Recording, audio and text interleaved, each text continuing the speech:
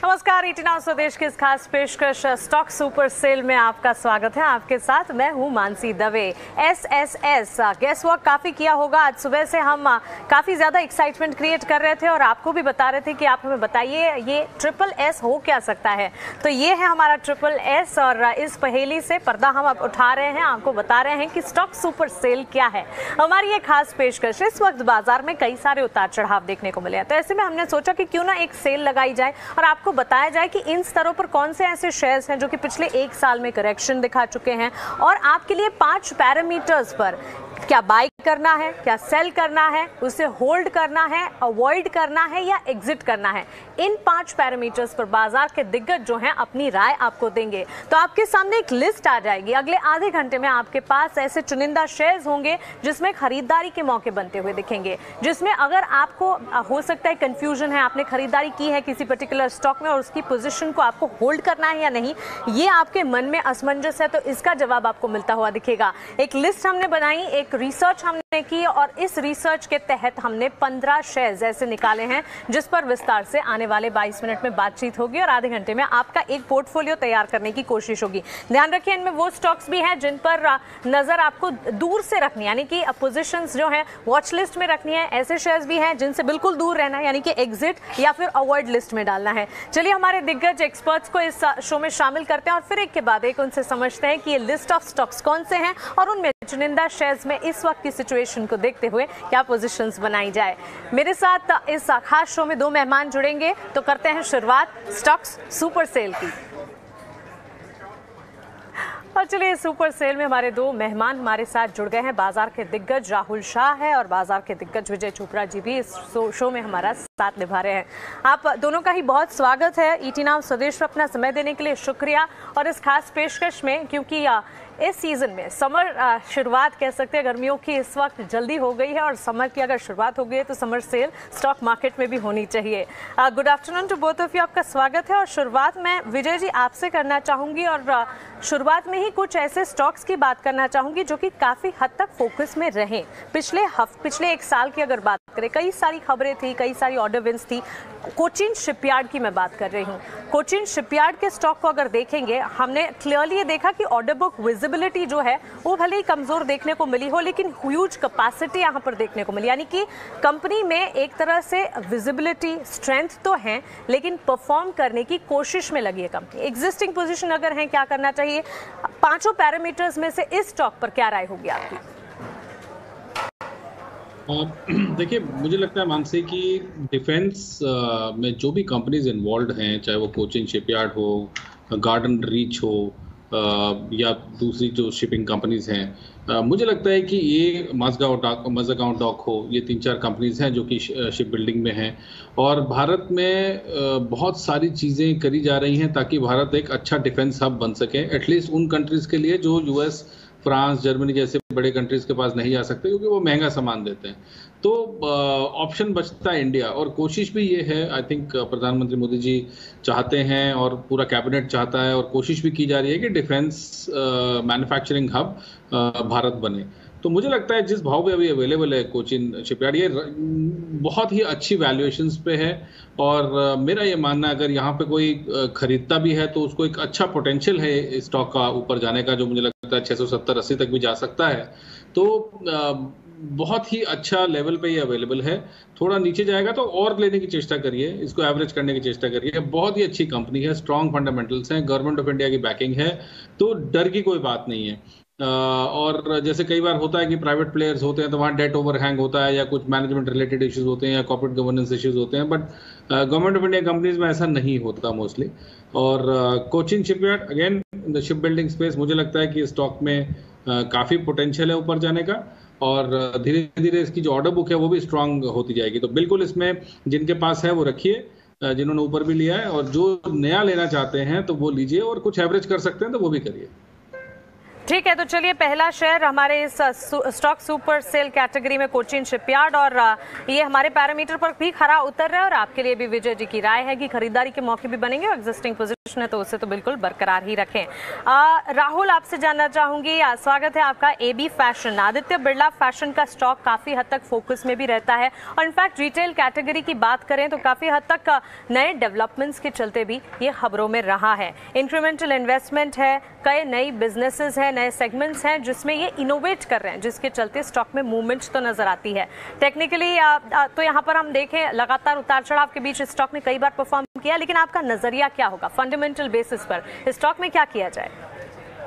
Good afternoon. I think जिस तरह से हमने देखा है कि आई थिंक स्टॉक्स में as you rightly pointed out कि अच्छी खासी बिकवाली देखने को मिली है और स्टॉक मेरे ख्याल से बहुत ही अट्रैक्टिव प्राइस वैल्यूएशन पे अभी मिल रहा है। मेरे ख्याल से जो Q3 के जो नतीजे आए थे स्लाइटली सॉफ्ट थे और आई थिंक पूरा सेक्टर में देखे तो मेरे ख्याल से रिटेल एज अ सेगमेंट के अंदर सब में रिजल्ट सॉफ्टनेस देखने को मिली थी और मार्जिन पे प्रेशर देखने को मिला है। लेकिन ईबी फैशन में जिस तरह से उनकी वेरियस ब्रांड्स और एग्जीक्यूशन कैपेबिलिटीज हैं, मेरे ख्याल से यहाँ से रिस्क वर्सेस रिवॉर्ड काफी फेवरेबल हो सकता है। उनके जो सॉलिड ब्रांड्स जैसे लाइफस्टाइल बोलो, पैंटलून बोलो, तो हर लोगों की, हर जनता के लिए वहाँ पे लाइफस्टाइल ब्रांड्स भी है उनके पास। तो मेरे ख्याल से everything, every segment which they cater, यहाँ से मेरे ख्याल से यहाँ से रिस्क में से कम और मुनाफा ज्यादा हो सकता है। 22,000 करोड़ के मार्केट कैप में पूरा कंपनी मिल रहा है with lot of attractive brands. तो मुझे लग रहा है कि ये स्टॉक लेने चाहिए। यहाँ से 30% का मुनाफा हो सकता है साल भर के रखने के लिए। और बेसिकली उनका जो बेट है मेरे ख्याल से इनका सुपीरियर एग्जीक्यूशन स्किल सेट जो है आदित्य बिरला मैनेजमेंट का। तो आई फील दैट यहाँ से अच्छी खासा तेजी किया जा सकता है इन्वेस्टर्स के लिए। ओके, तो चलिए, इनफैक्ट हमारे दोनों एक्सपर्ट से ये गुजारिश है कि कई सारे शेयर्स इस कड़ी में हम जोड़ने वाले हैं, तो क्विकली जो भी अपने टेक और अपने एनालिसिस हमें दे रहे हैं वो आप बताएं। वापस से विजय जी आपकी तरफ आऊंगी। बालाजी अमाइंस, वैसे तो हमने एक डिक्लाइन देखा था due to drop in operating margins. Primarily हमने देखा था कि अकाउंट में कुछ हद तक डिग्रोथ फार्मा और एपीआई सेक्टर में जो नजर आई उसका एक इम्पैक्ट नजर आया था। लेकिन इन स्तरों पर अगर देखें, पिछले जो एक साल का ट्रेंड दिख चुका है, इसके बाद क्या इस शेयर में कन्विक्शन बढ़ रही है? देखिए मानसी, जितनी भी ये कंपनीज थी वो चाइना से माल मंगाती थी और जो जो जो रॉ मटेरियल है वो कहीं ना कहीं बहुत महंगा हो गया था। इसी कारण से आपको ऑपरेशनल प्रॉफिट्स नहीं दिखाई दे रहे थे। और मेरा ये मानना है कि कहीं ना कहीं अब चाइना ओपनिंग के बाद ये जो डर है या जो स्ट्रेस है वो कम हो गया है, क्योंकि लॉजिस्टिक कॉस्ट भी पहले बहुत पड़ रही थी, शिपिंग कॉस्ट बहुत ज़्यादा थी। अब वो कहीं ना कहीं मेलो डाउन हो गई है। शिपिंग कॉस्ट सब मुझे लगता है प्री कोविड या उसके आसपास के लेवल्स पे है। तो ये कंपनी धीरे धीरे आने वाली 1 से 2 तिमाही में अच्छा करना चाहिए। और पूरा केमिकल क्षेत्र, स्पेशलिटी केमिकल क्षेत्र खास करके बहुत ज़्यादा इसमें पिटाई हुई है। तो अगर लोग लेना चाहते हैं, मैं ये रिकमेंड करूंगा कि यहाँ पर निबलिंग शुरू कर सकते हैं। अगर आप 100 रुपये डालना चाहते हैं तो आप 50 रुपये 60 रुपये अभी इस भाव पे बालाजी अमीन्स में डाल सकते हैं और इसमें खरीदारी शुरू करिए। जैसे जैसे आपको ये थोड़ा सा ऊपर जाता दिखेगा तो और ज़्यादा कॉन्फिडेंस आ जाएगा। तो मेरा ये मानना है जिनके पास है वो एवरेज कर सकते हैं थोड़ा, और जो नया लेना चाहते हैं वो भी ले सकते हैं, मगर अभी पूरा पैसा ना डालिए। मुझे लगता है स्पेशलिटी केमिकल्स में थोड़ा सा पेन बाकी है, बट आने वाली 1 तिमाही मुझे जो पेन है वो 1 तिमाही का होगा। फर्स्ट क्वार्टर ऑनवर्ड्स ये सब अच्छा करते दिखना चाहिए, क्योंकि काफ़ी फर्क आ गया है रेट्स में। तो सुपर सेल की बास्केट में बालाजी अमाइंस को भी शामिल किया जा सकता है, ये राय है विजय जी की। राहुल, वैसे तो बाजार के उतार चढ़ाव में जब डिफेंसिव प्ले आउट करते हैं, कह सकते हैं कि जब कमजोरी ज्यादा होती है फार्मा स्टॉक्स में एक एक्शन हम जरूर देखते हैं। ग्लैंड फार्मा के स्टॉक पर अपनी राय दीजिए, क्योंकि वैल्यूएशंस तो लगातार नॉर्मलाइज होते हुए दिख ही रहे हैं और पिछले 1 साल के ट्रेंड को भी, जो कि अभी आपके टीवी स्क्रीन पर आ जाएगा, इसे समझते हुए ग्लैंड फार्मा के स्टॉक में क्या पोजिशंस बनाई जा सकती है या फिर जिनकी पोजिशंस है उसे होल्ड इंटैक्ट रखा जा सकता है?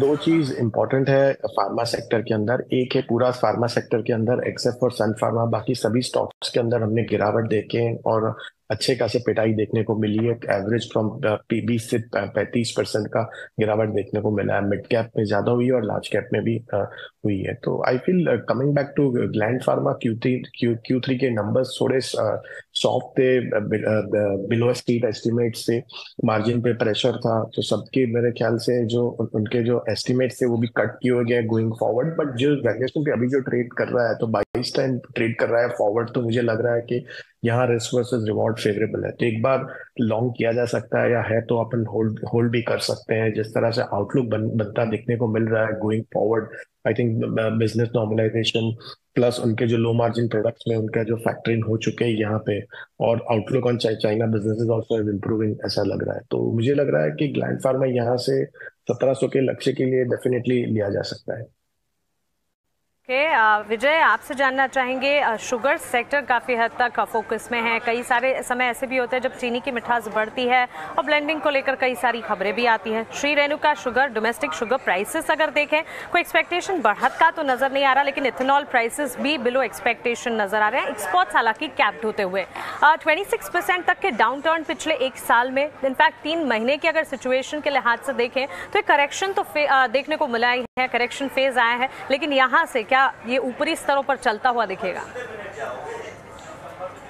मानसी, पहले शुगर सेक्टर पूरा का पूरा साइक्लिकल हुआ करता था और पॉलिटिकली मोटिवेटेड था, पॉलिटिकल डिसीजंस होते थे किसानों के अरियर्स को लेके, चीनी मिलों के अरियर्स को लेके। मगर मुझे लगता है पिछले 3-4 सालों में चीनी मिलों ने अपने पुराने पाप धो लिए हैं।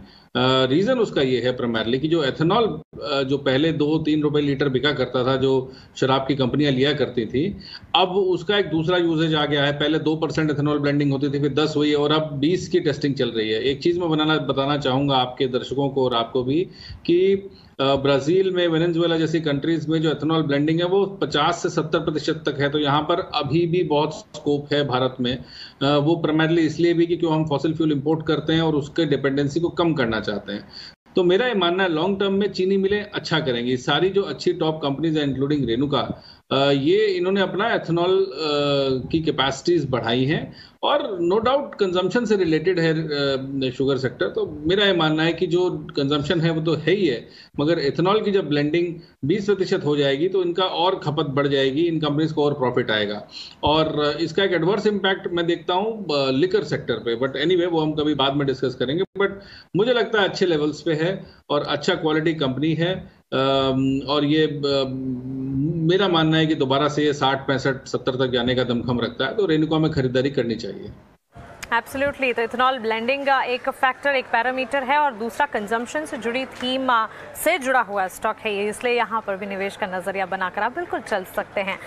Rahul, container corporation of India, आज भी मूवमेंट है और स्टॉक प्राइस की अगर बात करें पिछले कुछ सेशंस में अच्छा मूवमेंट इस स्टॉक ने दिखाया भी है, लेकिन डाइवेस्टमेंट को लेकर खबरों की अगर बात करें तो उसको लेकर अटकलें कई सारी लगाई जा रही हैं। कंटेनर कॉरपोरेशन पर नई खरीदारी से बचकर अगर पोजीशंस हैं उसे होल्ड रखने की राय होगी या इन स्तरों पर खरीदारी भी की जा सकती है?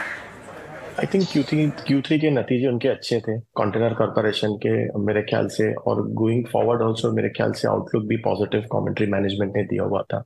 और जिस तरह से डाइवेस्टमेंट के लेके खबरें हैं मेरे ख्याल से वो थोड़ा डिले हो रहा है, वही कारण से स्टॉक में मेरे ख्याल से अंडर परफॉर्मेंस देखने को मिल रही है। और स्टॉक में अच्छे खासे गिरावट भी देखे 52 वीक हाई से अपन देखे तो, लेकिन जिस तरह से वैल्यूएशन पे अभी ट्रेड कर रहे हैं तो मैं मानता हूं कि यहाँ से नियर टर्म में अपसाइड डेफिनेटली कैप है। अगर लेकिन आप लॉन्गर टर्म प्लेयर हो तो मेरे ख्याल से होल्ड कर सकता है, जो डिसइन्वेस्टमेंट का ट्रिगर भी प्ले आउट कर सकता है। और जीडीपी अपने स्ट्रॉन्ग फुट पे है, इकोनॉमी अपने लेवल पे है, और तो मेरे ख्याल से जिस तरह से ओवरऑल ट्रैफिक है इसमें अंदर तो भी इम्प्रूव होता है देखने को मिल रहा है। तो I feel that container call लिया जा सकता है, लेकिन है तो होल्ड भी किया, लेकिन पेशेंस रखनी पड़ेगी इसके अंदर।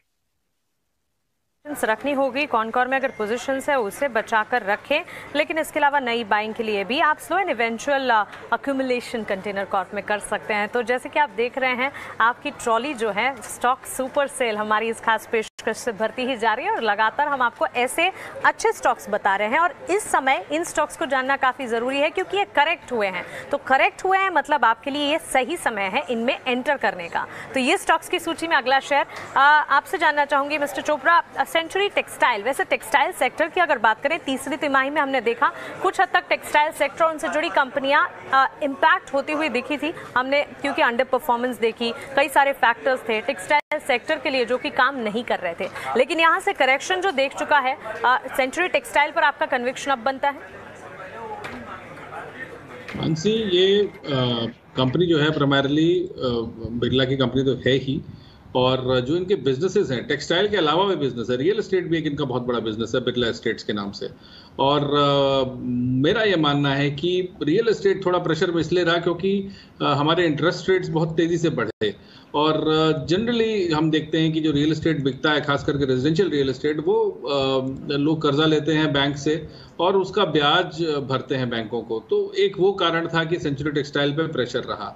दूसरा, मुझे लगता है टेक्सटाइल स्पेस में जो अच्छी कंपनीज हैं वो अब लौटनी चाहिए, क्योंकि उनमें काफ़ी करेक्शन हो चुका है। तो भले वो वर्धमान टेक्सटाइल हो, सेंचुरी टेक्सटाइल हो, और भी अरविंद जैसी कंपनीज हैं, तो ये कंपनीज वापस आना चाहिए। और यदि किसी का 6 महीने से साल भर तक का आउटलुक है तो बहुत ही अच्छे भाव पर अवेलेबल है, 626 पे अभी है।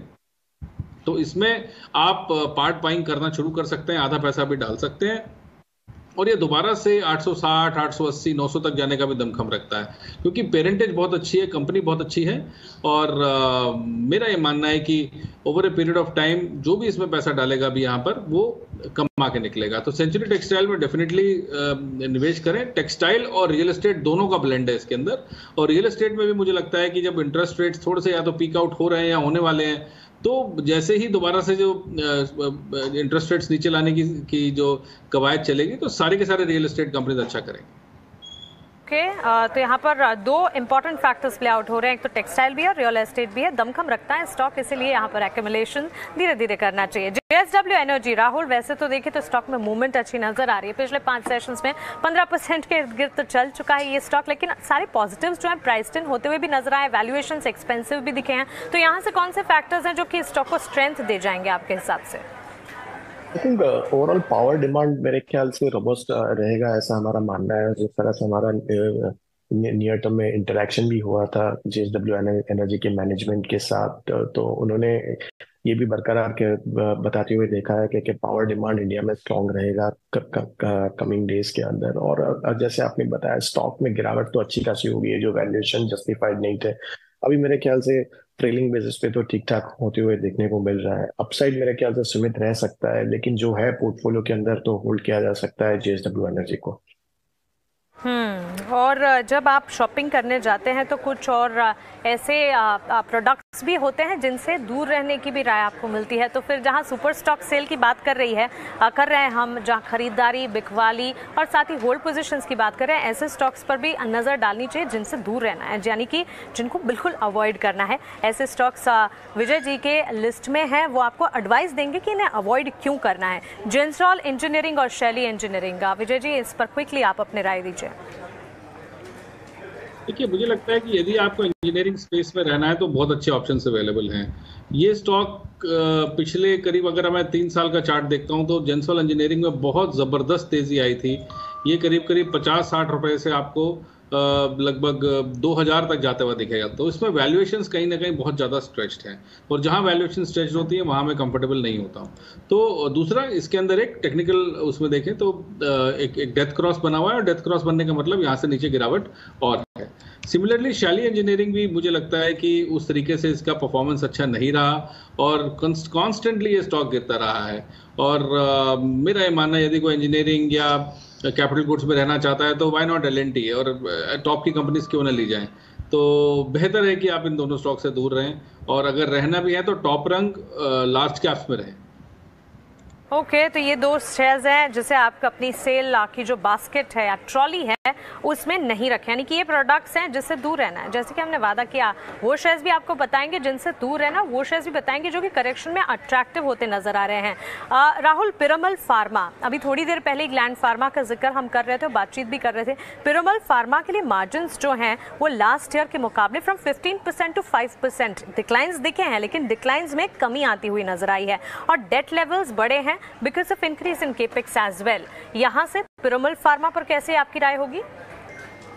आई थिंक ये जो Piramal pharma, I think Piramal enterprise का जो स्पिन ऑफ हुआ था, डीमर्ज हुआ था, उसमें से शेयर्स आए थे, और उसके बाद कंसिस्टेंटली स्टॉक्स में सेल ऑफ देखने को मिली है। ऑब्वियसली Q3 के नतीजे में बहुत ही गिरावट देखने को मिली थी, एज यू राइटली सेड, के मार्जिन पे लेकर मेरे ख्याल से काफी सारा स्टॉक्स में एक्शन देखने को मिला था। तो स्टॉक मेरे ख्याल से आपके पास काफी सारे ऑप्शंस अवेलेबल है फार्मा प्ले के अंदर। जिस तरह से हमने गिरावट देखी है, मैंने आपको बताया कि 30 से 40% का कई मिड कैप स्टॉक्स के अंदर गिरावट देखने को मिल रहा है, तो वैल्यू पर्सपेक्टिव वहां से ठीक ठाक लग रहा है।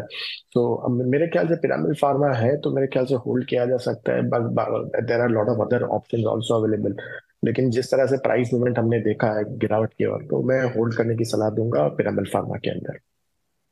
पोजीशंस को होल्ड करने की राय अभी थोड़ी देर पहले विजय जी से मैंने उन स्टॉक्स पर उनकी राय ली। राहुल, जिन स्टॉक्स से दूर रहना है, जिन्हें बिल्कुल अवॉइड करना है, आपकी लिस्ट में कौन सा शेयर है जिसे अवॉइड करना है?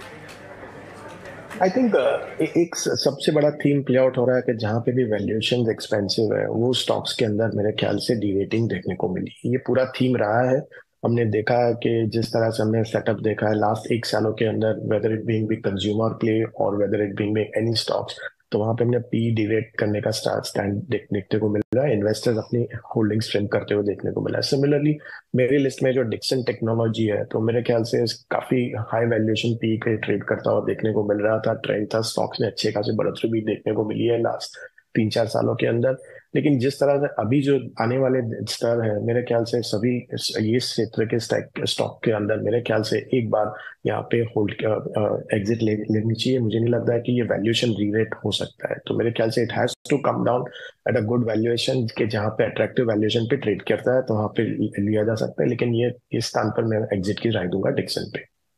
ओके, तो बिल्कुल एग्जिट होना है। ये वो वाला स्टॉक है, या कह सकते हैं कि इस सेल की वो प्रोडक्ट है जिसको आप अपनी बास्केट, अपनी ट्रॉली में बिल्कुल ना रखें। तो 3 शेयर्स हमारे एक्सपर्ट्स की तरफ से वो भी आए हैं जिसको आप एग्जिट, यानी कि कह सकते हैं एग्जिट भी नहीं, अवॉइड कैटेगरी में रखें, यानी कि बिल्कुल इस पर नजर ना बनाएं, क्योंकि इस वक्त जो सेंटिमेंट्स हैं वो बेरिश नजर आ रहे हैं इन स्टॉक्स के लिए। अब बात करते हैं इंसेक्टिसाइड इंडिया की। Vijay ji, insecticide India under performance देखने को मिली है, पर्टिकुलरली B2B बिजनेस में और साथ ही एक्सपोर्ट बिजनेस में, और इसी के चलते अगर स्टॉक के मूवमेंट की बात करें, हमने इनके 3 महीने के उच्चतम स्तर से अगर इस वक्त सेंटिमेंट्स को देखें, गिरावट, करेक्शन देखने को मिली। ऑलमोस्ट 43%, 423 के लेवल्स पर ये ट्रेड करता हुआ। इंसेक्टिसाइड इंडिया पर क्या किया जाए? देखिए, जो मैंने आपको स्पेशलिटी केमिकल्स के बारे में बोला था कि इनपुट कॉस्ट बड़ा है, दूसरा एक और है कि क्योंकि नेट इंपोर्टर्स होती हैं ये कंपनीज, तो डॉलर भी अगर हम देखा पिछले साल 78 से 83 के करीब जाता हुआ दिखा, तो इनका फॉरेक्स लॉसेस भी हैं जो मैं इनके रिजल्ट्स पढ़ पाया था। दूसरा जो अभी भी दिख रहा है कि जो रिजल्ट्स पेश किए कंपनी ने, उसमें ईयर ऑन ईयर तो ग्रोथ है। और अगर आप देखें, ये जनरली जितनी भी आपको एग्रोकेम कंपनीज दिखेंगी वो सीजनल बिजनेस होता है। पहला और दूसरा क्वार्टर अच्छा होता है तो सारा का सारा जो मोटा जो रेवेन्यू है 65-70% का, वो Q1 Q2 में आता है और बचा हुआ Q3 Q4 में होता है। तो मेरा ये मानना है कि Q4 भी इनका पिछले साल से थोड़ा सा बेटर होना चाहिए, जो मैं समझ पा रहा हूँ। बट Q1 और Q2 जो नेक्स्ट ईयर के हैं वो अच्छे होंगे। तो यहाँ पर निश्चित रूप से खरीदारी करी जा सकती है। कंपनी डेट फ्री है, 14-15 के पीई पे अवेलेबल है और ग्रोथ है इस कंपनी के अंदर, और सेक्टर अच्छा है। और मुझे लगता है कि कहीं ना कहीं FIIs ने बहुत माल बेचा है एग्रोकेमिकल और स्पेशलिटी केमिकल सेक्टर में, और वो सेलिंग कहीं ना कहीं जाके थमने वाली है या थम गई है। तो मुझे लगता है कि अगर आप, दोबारा बोलता हूँ, 100 रुपए का अगर कुछ लेना चाहते हैं इंसेक्टिसाइड, तो 50-60 रुपए का भी यहाँ पे ले सकते हैं। कंपनी में कोई दिक्कत नहीं है, डेट फ्री कंपनी है और थोड़ा सा आउट ऑफ फ्लेवर है पूरा का पूरा सेक्टर। अगर आप PI को देखें, धानुका एग्रीटेक को देखें, बेस्ट एग्रो को देखें, जो पीयर्स हैं इस कंपनी के, तो उन सब में एक अच्छी खासी गिरावट हमने देखी, 40-50% का गिरावट देखा है। तो insecticides for that matter, company में कोई डेट ओवरहैंग नहीं है, सेक्टर ग्रोथ वाला है, और मेरा ये मानना है कि यहाँ पर थोड़ी बहुत खरीदारी शुरू कर सकते हैं क्योंकि काफ़ी गिरावट हो चुकी है। ओके, चलिए अब बात करते हैं उस सेक्टर की जैसे लगातार परफॉर्म तो किया है, लेकिन उस सेक्टर के परफॉर्मेंस के साथ साथ उसकी कनेक्टिंग सेक्टर में भी जान आई है, ऑटो और ऑटो एंसिलरी, और बात होगी टायर स्टॉक्स की। राहुल, सीएट, अगर पिछले कुछ दिनों के ट्रेंड को समझने की कोशिश करें, ऑटो बिक्री के आंकड़े जो अनुमान से बेहतर आए, उसके ठीक बाद ऑटो सेक्टर तो फोकस में है, लेकिन ऑटो एंसिलरी भी फोकस में है। जब एंसिलरीज की बात हो रही है तो टायर स्टॉक्स भी अछूता नहीं रह सकता। सीएट में पर्टिकुलरली 3 महीने के उच्चतम स्तर से अब तक 26% तक का करेक्शन दिख चुका है। और अगर रूरल डिमांड की बात करें, वहां पर एक वीकनेस का ट्रेंड है जो कि 2 व्हीलर और पैसेंजर व्हीलर सेगमेंट को इम्पैक्ट कर रहा है। लेकिन क्या ऑटो बिक्री के अच्छे आंकड़ों के बाद ऑटो का सेंटिमेंट तो सुधरेगा ही, उसके साथ टायर स्टॉक्स पर भी नजर होनी चाहिए?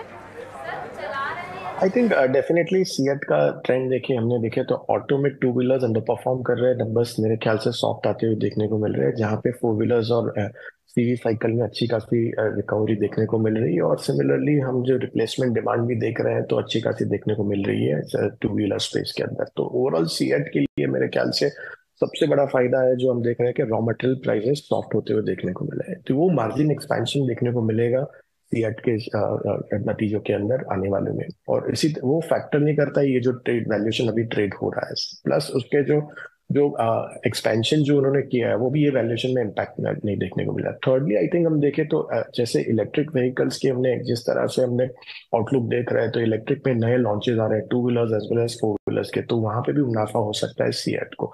तो I feel that 13 times earnings पे ट्रेड करता हुआ देखने को मिल रहा है और अच्छी खासी गिरावट भी देखी है। तो मैं सीएट मेरे को लग रहा है कि यहाँ से रिस्क वर्सेस रिवॉर्ड काफी फेवरेबल है, तो है पोर्टफोलियो में तो होल्ड किया जा सकता है। ये मेरे से ख्याल से वैल्यूएशन सही नहीं है, अच्छे वैल्यूएशन मिल सकते हैं कंपनी को।